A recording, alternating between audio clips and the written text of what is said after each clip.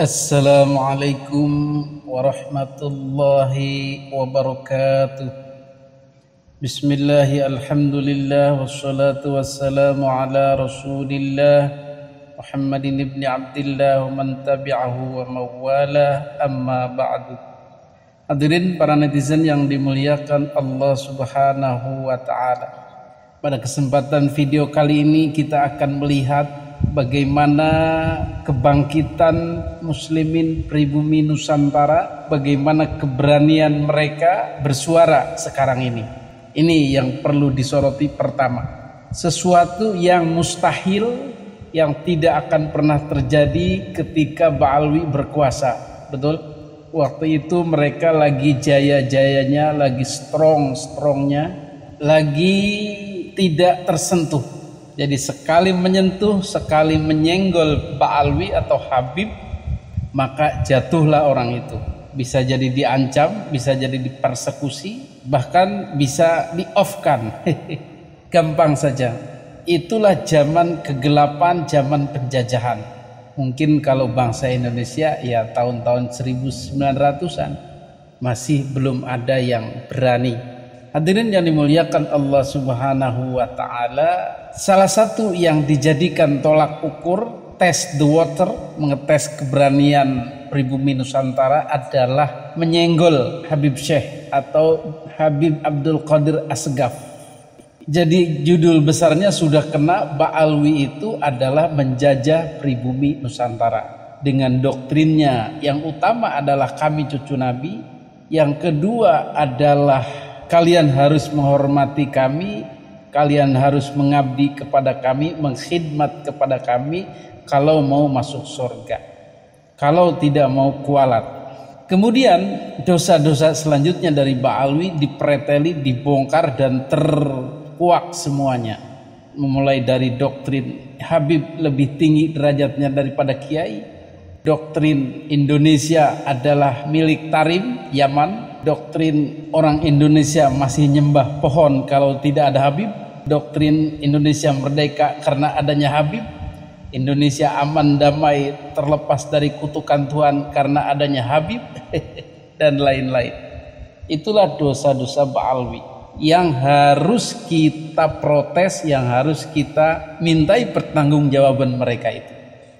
Ini umum, seluruh habaib Ba'alwi diminta untuk bertanggung jawab seperti itu, terutama bertanggung jawab atas klaim sebagai keturunan Nabi. Bisa nggak membuktikan? Kemudian tanggung jawab selanjutnya yang tadi itu, yang dosa-dosa dalam tanda kutip mereka lakukan di Indonesia, tidak terkecuali Habib siapapun, semua bertanggung jawab. Hadirin yang dimuliakan Allah subhanahu wa ta'ala, itulah dosa umum. Nah, sekarang kita lari kepada contoh kasus dosa khusus, yaitu daripada Habib Abdul Qadir Asgaf atau Habib Syekh ini. Dosa-dosanya sudah dibukakan oleh publik, diantaranya adalah menyelewengkan syair, mengajak orang untuk menyetujui bahwa Habib Rizik yang telah berbuat songong kepada Gus Dur, berbuat songong kepada NU, dan memiliki garis perjuangan Islam yang berbeda dari NU, kemudian digiring-giring menjadi gurunya NU, menjadi idolanya NU oleh Habib Syekh ini. Kemudian ada lagi organisasi aliran Islam yang nyeleneh, yang tidak pernah bekerja sama dengan NU, bahkan sering berbeda dengan NU, yaitu LDI, dimasukkan lagi sebagai bolone NU. Semakin ngawur.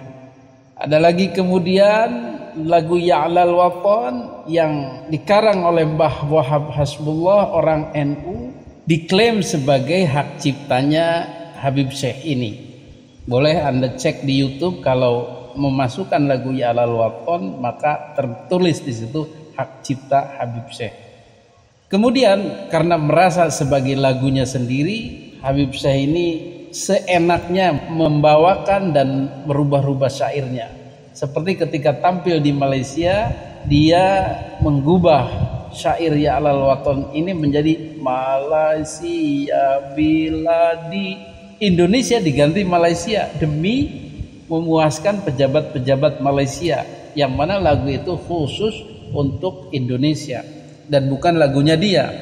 Malaysia negaraku, ku bertahan daulatmu, biar musuh mengancammu kan hancur di bawah pancimu. Janganlah ragu, janganlah bimbang, walau harus berkorban nyawa, karena Allah menjanjikan perjuangan yang setia.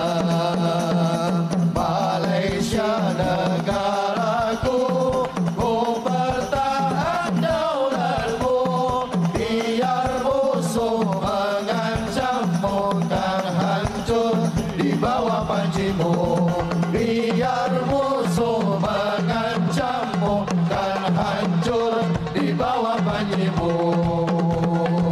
Ya Habibi, ya Habibi, ya Habibi. Ya, narasinya diganti dengan bahasa Masyari. Padahal ya lawaton itu bahasa Masyari dulu itu untuk Indonesia, bukan Malaysia. Ini kan dilencengkan, ini kan sudah kurang ajar. Mereka datang ke sana itu dibayar, dibisniskan.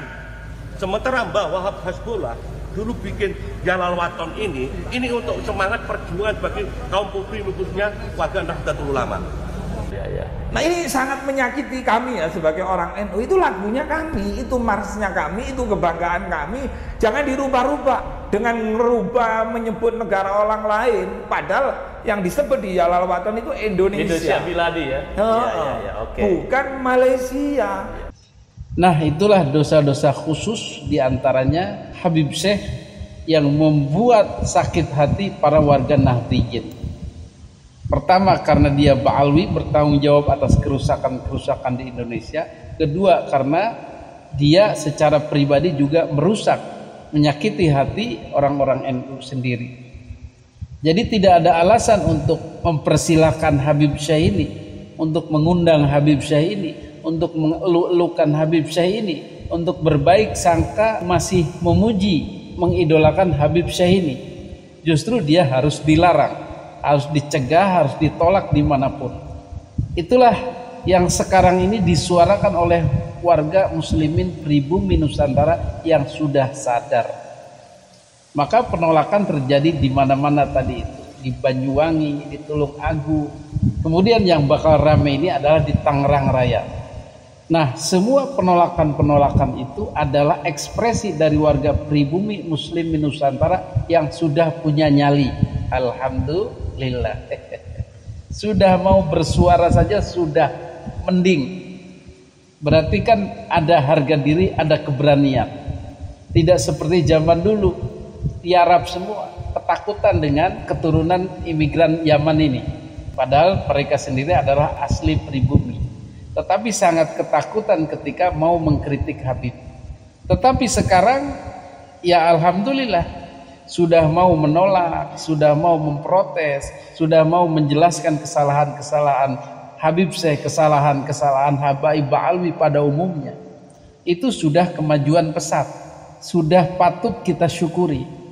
Kenapa? Karena ini berarti warga muslimin pribumi Nusantara sudah sadar, sudah ada keberanian. Tinggal bagaimana yang belum sadar ini kita kasih penjelasan, kita kasih pencerahan bagaimana caranya supaya orang kita, warga muslimin pribumi Nusantara yang cinta tanah air, cinta bangsa sendiri, lebih memilih untuk menampilkan budaya-budaya sendiri, menampilkan orang-orang sendiri yang jelas-jelas cintanya kepada bangsa sendiri, tidak merusak-rusak seperti Habaib Ba'alwi ini.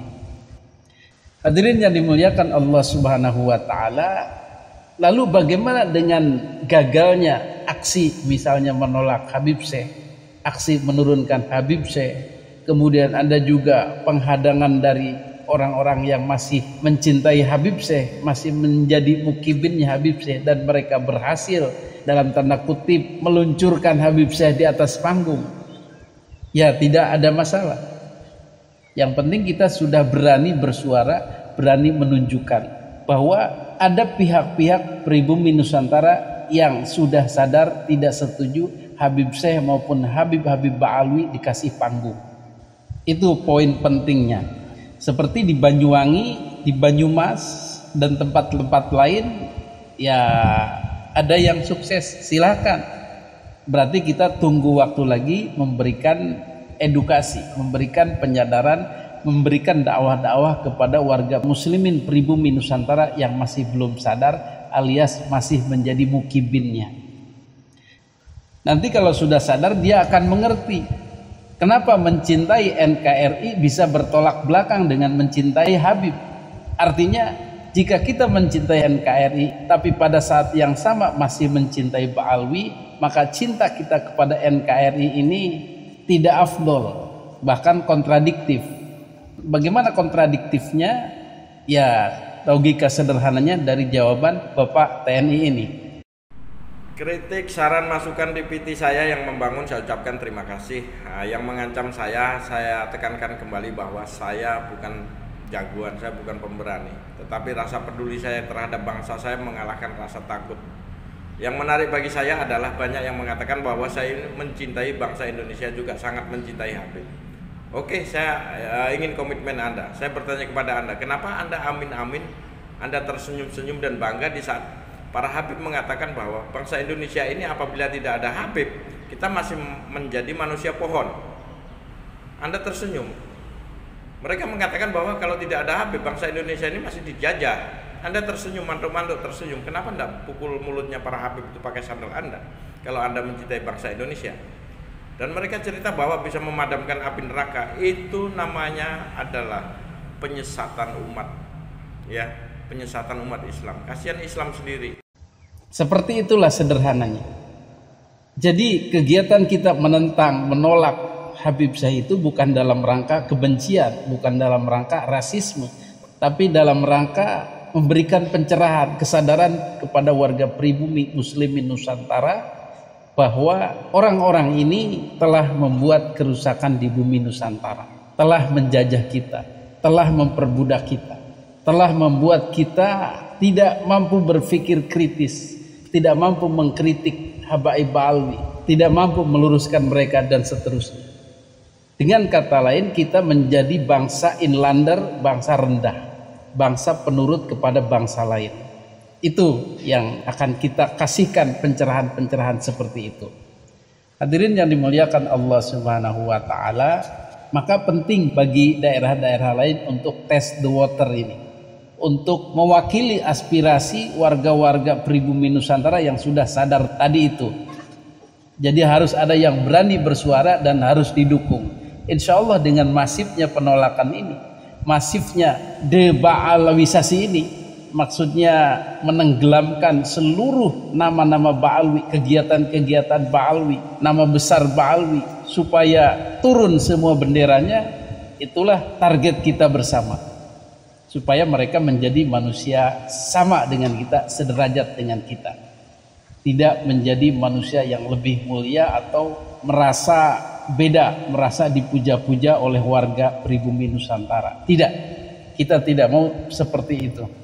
Kita maunya ya orang dimuliakan karena ilmunya saja, terutama kiai-kiai Nusantara atau sholawat-sholawat Nusantara yang bisa lebih menggema dan bisa lebih merdu daripada Habib Syekh ini. Jadi sudah dibahas kemarin, Habib Syekh ini tidak lebih merdu daripada grup-grup sholawatan yang ada, tetapi karena dia memanipulasi posisinya sebagai keturunan Nabi, sebagai orang Arab, sebagai imigran Yaman yang kelihatannya lebih wah dengan jubahnya, dengan tongkatnya, dengan udeng-udengnya, maka kita lebih memilih dalam tanda kutip produk yang itu, impor itu. Tetapi nanti kita tidak ke sana arahnya. Produk-produk seperti itu sudah saatnya diganti dengan produk-produk dalam negeri. Cintailah produk-produk dalam negeri. Begitulah kira-kira. Ini kan kampanye bagus untuk kejayaan bangsa sendiri. Betul? Hadanallahu wa iyyakum ajmain. Wassalamualaikum warahmatullahi wabarakatuh.